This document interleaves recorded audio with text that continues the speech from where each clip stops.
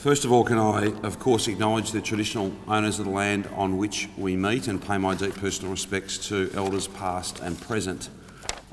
Can I pick up on a couple of the comments that my good friend Julia Gillard, former Prime Minister of Australia, made in relation to reconciliation and treaty? We in Victoria can all be very proud, regardless of our views on many different issues. On the issue of reconciliation, Victoria is taking the lead, and we are always strongest as a state when we lead our nation. Treaty is achievable. We've taken profound steps towards justice and fairness and a shared future that's built on truth with Aboriginal Victorians, and that's something that fills me with pride, and I'm sure you as well. I won't go through all the other long list of acknowledgements, but it's great to have to be here myself, and of course with Michael, to have both sides of politics properly represented. This mission that we're on in terms of delivering the most inclusive, respectful, empowered community, a community where we don't tolerate diversity, we celebrate diversity. We know it to be our richest asset. We know that our multiculturalism is a precious thing and something that always has to be protected and guarded and pushed forward, if you like. That is of great benefit to every single community, I would argue. But I think the bipartisan support, the bipartisan recognition of Israel's right to exist within secure and defendable borders, the bipartisan acknowledgement that the Jewish community in our state make our state fairer and stronger and more prosperous. The Jewish community makes us a more thoughtful state. The contribution in every field of endeavour, every walk of life, every industry, every sector, every day, every year of the Jewish community is something that I am profoundly grateful for. And on behalf of all Victorians, I take this opportunity, as I have many other times, to thank the Jewish community and its leadership, both secular leadership but also our faith leaders, and we acknowledge those rabbis that are with us today. The Jewish community has a lot to be proud of in Melbourne and Victoria. I think, not quite the biggest, but I think the best Jewish community in our nation, the most impactful, the best organised, the most generous. There can be no question about that.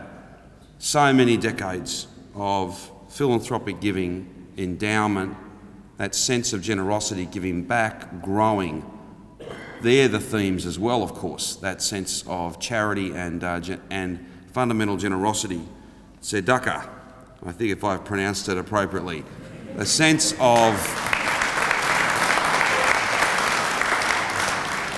that we are all only as strong as the weakest among us, that we are all only as prosperous as the fortunes of those who have the least. That power, with it comes responsibility, and with opportunity comes obligation.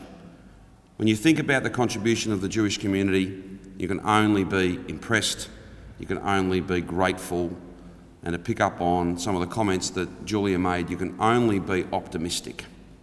At the same time though, and Michael's got to speak after me, so I don't want to keep you sitting down for too long. At the same time, we have a profound obligation to be honest as well. And it is not an easy time to be a Jewish person. Not just here in Victoria, indeed it's a global issue. Anti-Semitism is on the rise. There is no question about that. And if we're not prepared to face up to that, if we're not prepared to critically examine the causes of that, then we are betraying those core values that I spoke about before. The ability to worship, the ability to not just practice your culture and heritage, but to share your culture and heritage with the broader community. We are betraying that sense of inclusion. We are betraying that sense of safety that every Victorian should be able to depend upon. Now, you can have this conversation without necessarily being maudlin about the future, being particularly pessimistic about the future. It's being realistic, and that's very important, I think. There's a number of things that the government is working on to try and better understand these issues. We'll have more to say about things we think we can do right across our state that will make this a more inclusive place, a fairer place. and a place where the Jewish contribution is only celebrated, because that's the way that it should be.